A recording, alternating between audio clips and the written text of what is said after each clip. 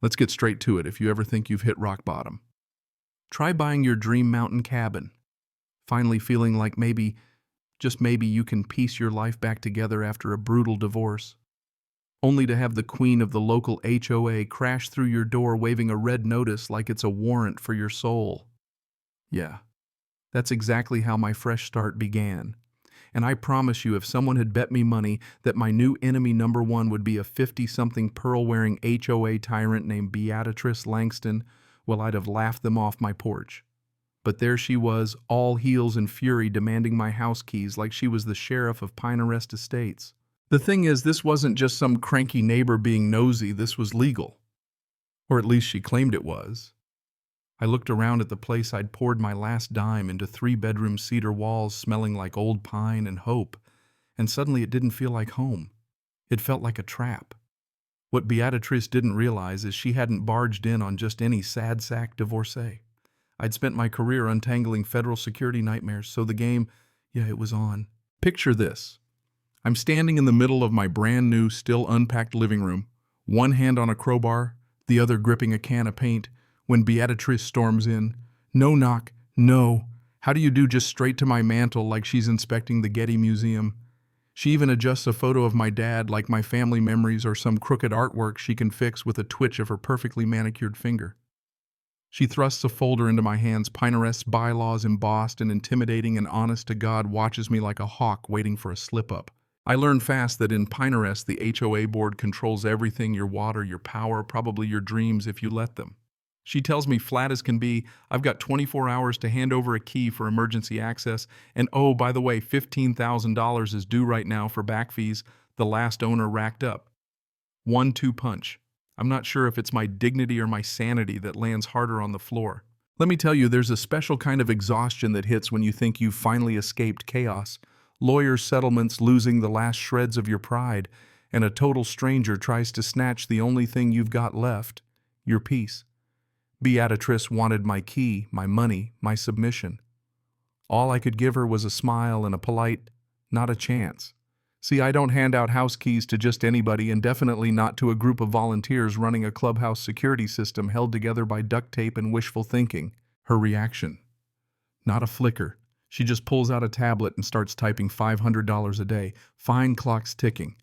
When she finally storms out to her luxury SUV, I go to my truck and haul out a little something I'd been saving, a military-grade biometric security system.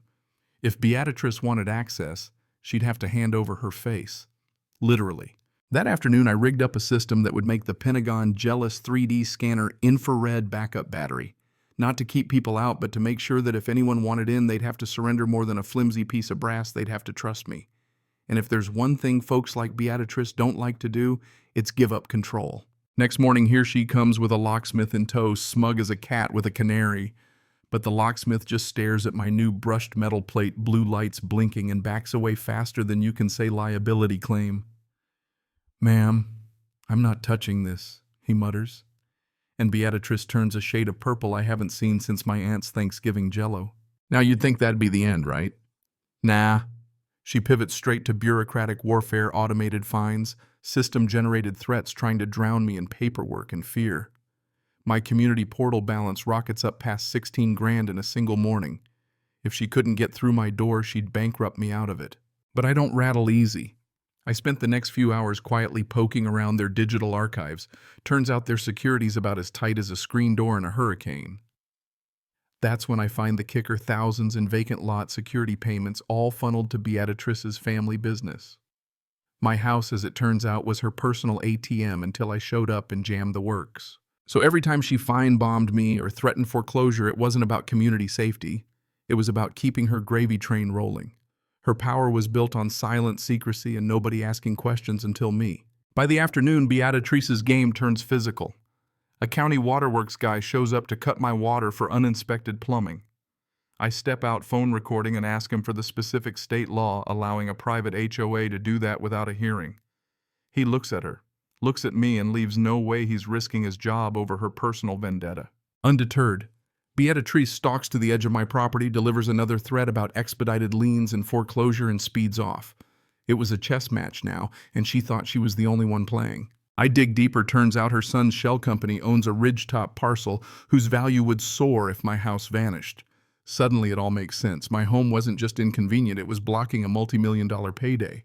That night, as the mountain fog rolls in and the blue scanner light pulses like a heartbeat, I realize I'm in a war. But I'm not fighting alone anymore. I document everything, every citation, every shady board meeting, every clause in their ancient bylaws. Turns out key isn't just a hunk of brass anymore. A biometric hash qualifies as digital access under state law. Malicious compliance, they call it. Compliance. I even dig up a clause in the original property deed. Residents with government-adjacent roles can install specialized security as long as it meets federal standards. It's not a silver bullet, but it's enough to buy me time. The pressure ramps up.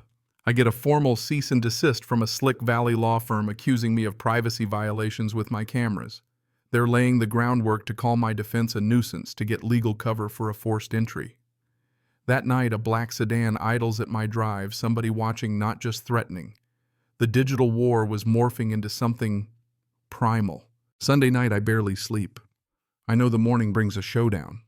Sure enough, sunrise, 3 trucks roll up, Beatrice, her contractor, with bolt cutters, 2 uneasy board members. I don't shout. I don't threaten. I simply offer, hey, register your faces, get your access. They freeze.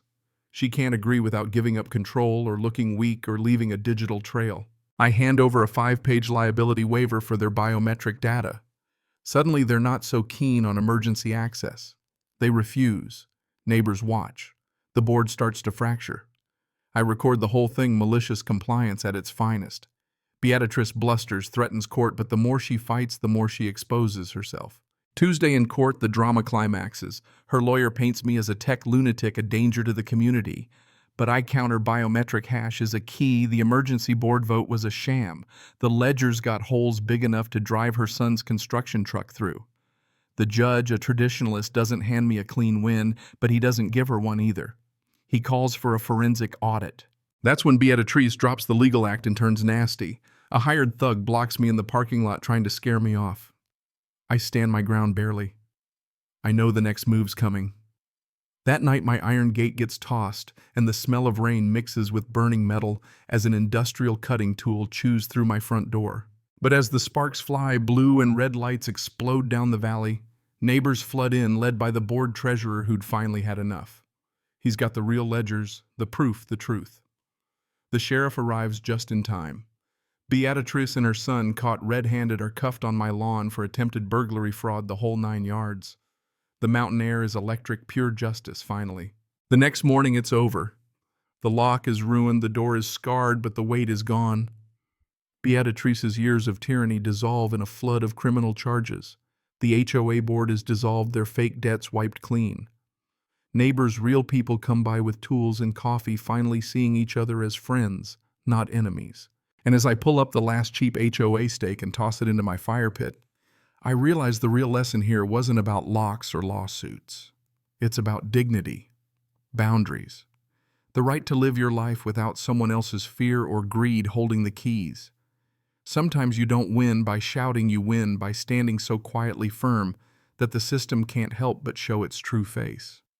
Yeah, the scars are real, but so is the peace that comes when you finally know that your home is your own. So here's my question for you. Where's the line between protecting a community and controlling it? When does power become tyranny? Have you ever had to fight for your own peace? Drop your stories below. Let's talk about it. Because justice, it turns out, isn't just for the movies. Sometimes it happens on a quiet mountain porch, one stubborn homeowner at a time. Cảm ơn các bạn đã xem video.